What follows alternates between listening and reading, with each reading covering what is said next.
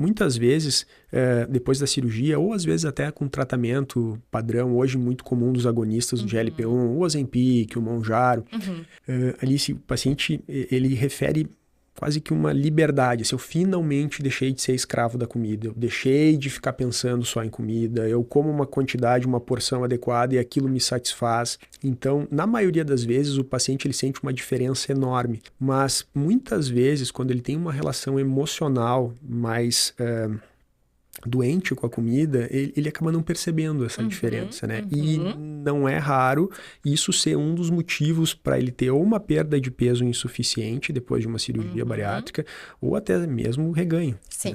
Né? E aí acho que você falou uma coisa bem significativa. Tu disse assim, né? Será que eu vou conseguir controlar a fome, a vontade de comer? Que são coisas diferentes, né? Fome e vontade de comer. Exatamente. Né?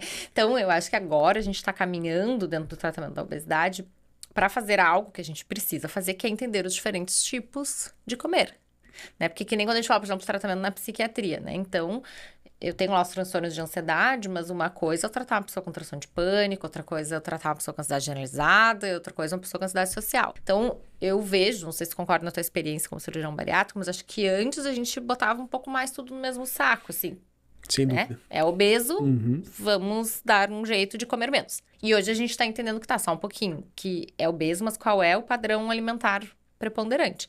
Porque um padrão hiperfágico, né, a pessoa que come muita quantidade, e a gente tem aquele clássico estudo do Acosta, né, em que eles trataram dividindo os fenótipos alimentares, ou seja, dividindo se eu trato conforme o alvo do tipo que a pessoa come, ou se eu trato de qualquer jeito todo mundo igual, eles viram que de fato faz diferença. Total. Né?